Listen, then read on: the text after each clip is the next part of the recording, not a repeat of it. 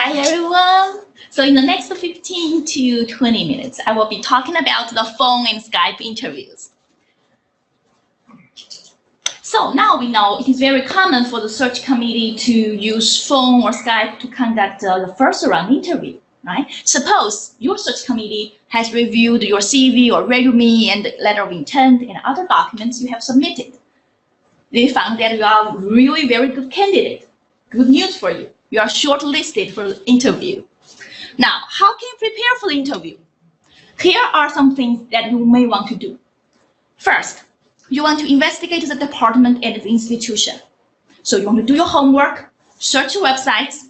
You want to know about the department, such as the faculty members, the programs, as well as the students. Also, get to know about the institution, right? So know about the university. For example, the university's vision, strategic plan, etc. Also, you want to have a mental note about their news. So I usually check the website to see what's happening, say to this university. They usually use the website to brag about something, right? It is good for you to know about it. Second, you want to know about your search committee members. So it is okay for you to ask the search chair who's on the committee. And also, of course, you want to take a glance at each individual committee member's work as well as their research interests so that you can relate to it and you want to refer to it intelligently at some point. Third, you want to check the course catalog and the current course offering. So I know when you write your application letter, possibly you did some research. Now it's time for you to dig deeper. So for instance, if you have taught several courses that are being offered here, and you definitely want to take a close look at the syllabi you have already created, right? Then during the interview, it would be good for you to relate to this syllabi when they ask what specific courses you can teach and how can you teach this course, right? That would be great for you. Importantly, you also want to anticipate 10 to 15 questions. Okay, so here specifically, I want to address the importance of a job description. So that is to say, you try to think about what specific questions you may be asked. Then you relate this to the job description. So later in the next 2 slides, I will talk about my experience. There is an example for you. Okay. Also, you want to review your CV, your cover letter, and the other documents you have submitted. Be prepared to elaborate during the interview. Of course, it is important to script and rehearse, right? For me, scripting is actually the best preparation that you can make. So for example, you think about yourself, you talk about your qualifications, your experience on paper, right? You practice orally. Also, you want to rehearse. So sometimes you want to just record yourself. Right? After that, you listen to your voices, right? And when you listen to the recording, think about whether this actually addressed a certain questions well. Specifically, you want to say, how about the clarity of the contents, right? How about the, say, logical progression of the answers? Or you may even want to pay attention to the details about your voice or your volume or, say, tone, something like that. Okay, of course. It would be wonderful if you can do the mock interview with your professors or peers, right? Definitely their feedback would be very helpful. So you guys are very lucky. So we usually do the mock interviews. Okay, now I'll explain this to you. And this is actually a job that I applied for when I was at ABD in the last year of my PhD program. Okay, so as you can see here, the job description includes several aspects. So the first one, it is about the specialty, right? Applied linguistics. Second, it's say the nature of the position. It's a tenure track position, say 2-2 work note, so you can tell this is a research university. And also you can see a list of required qualifications as well as the specific qualifications.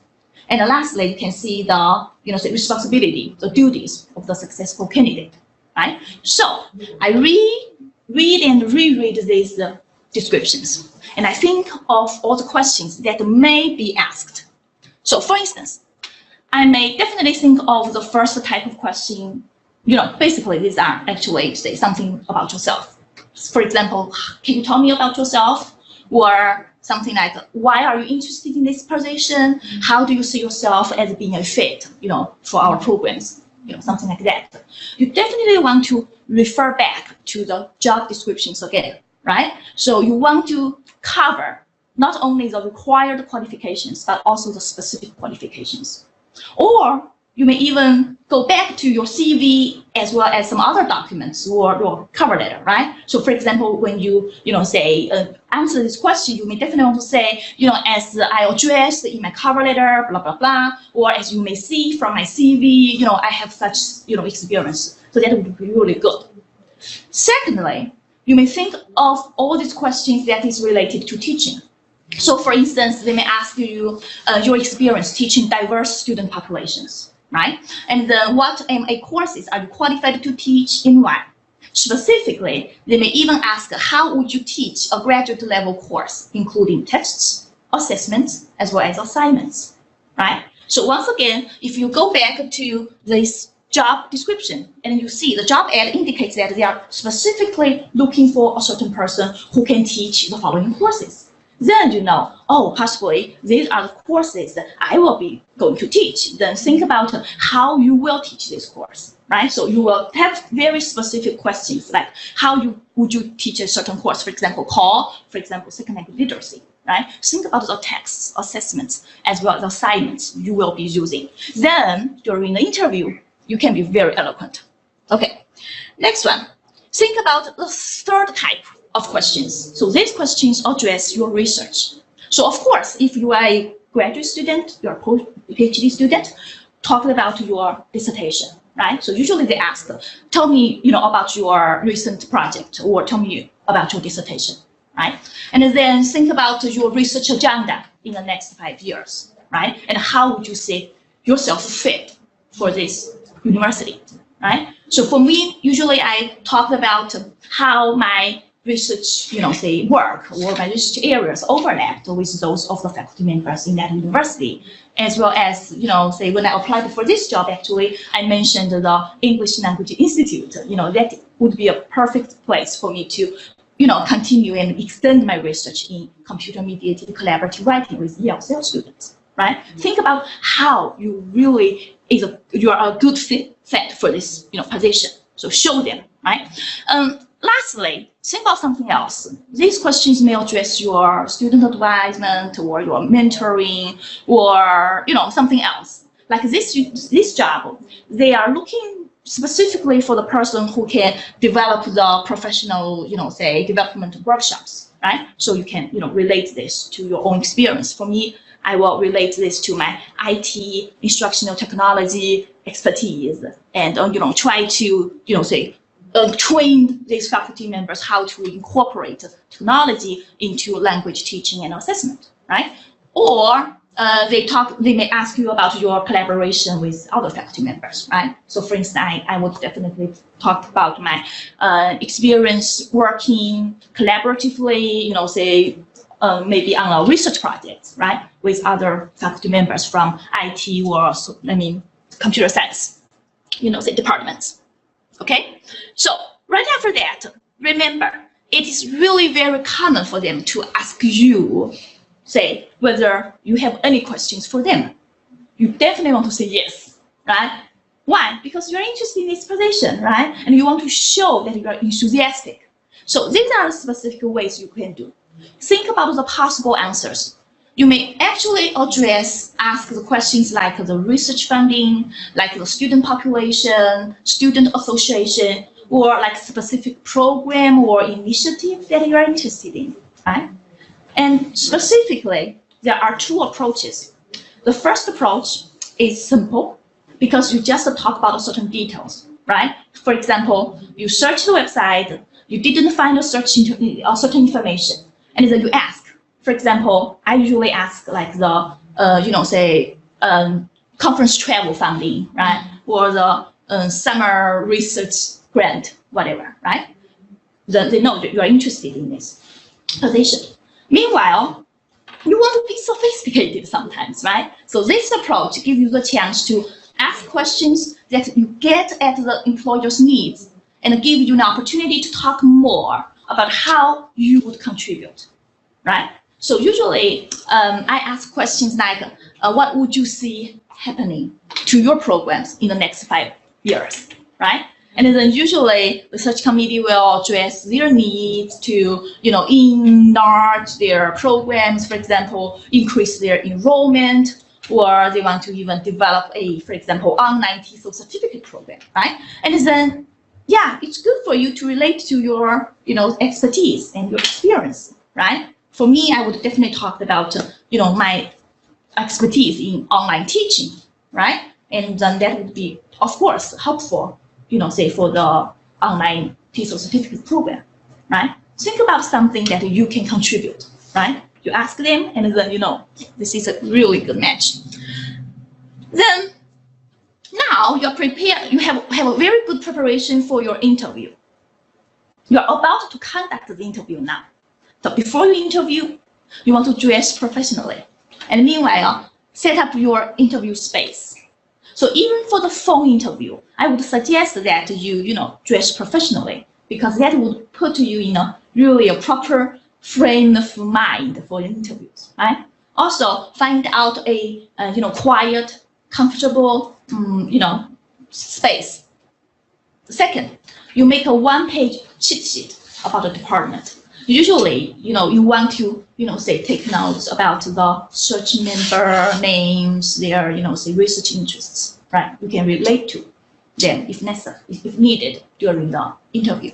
Also, you want to have a few cues, right? You want to have a few cue cards or index cards. For example, you want to maybe just have the specific, addressing something like your research or your teaching, something that, give a specific hint, that can help you. Next one, you have a pen and paper in front of you so that you can have the, say shorthand notes. Now, during the interview, of course, you need to articulate your answers, right? Answer the questions clearly. Second, be focused and concise. So remember, the interview usually lasts about 20 to 30 minutes, right? So you definitely want to get to the point and don't ramble, okay? Then you want to listen carefully. Listen carefully, or sometimes, if you really need clarification, ask for it. I think it's okay for you to ask them, repeat the questions. Okay. Next, pause when needed. So I think that is very helpful, because sometimes when you are asked about a complicated question, you don't want to rush into your answers, right? You pause a little bit, then you have the really coherent response. So that is good for you. After that, always frame yourself in a positive way, and also frame as a potential colleague. So how can I understand this? For example, maybe the search committee member asks you about a certain point about your research that you never considered, right? So you don't want to say, oh, that is not what I'm interested in, or that is actually not what I really focused on here.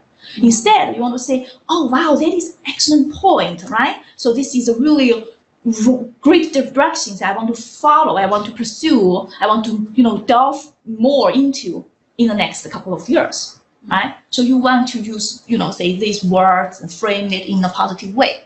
Also, behave professionally as well as, kind of like, say collegially, okay? So you are really not a very humble graduate student, right? Don't always behave as a humble graduate student. I usually feel like sometimes as a graduate student, they feel like, oh, I should be really humble, but actually that is not so good. You want to really behave professionally. So for example, you don't want to say something like, oh, when you talk about your research, you don't want to frame something like my research still has a, a lot of weaknesses. I don't think it is in the, say publishable stage, whatever. You don't want to say something like that. You really want to be positive.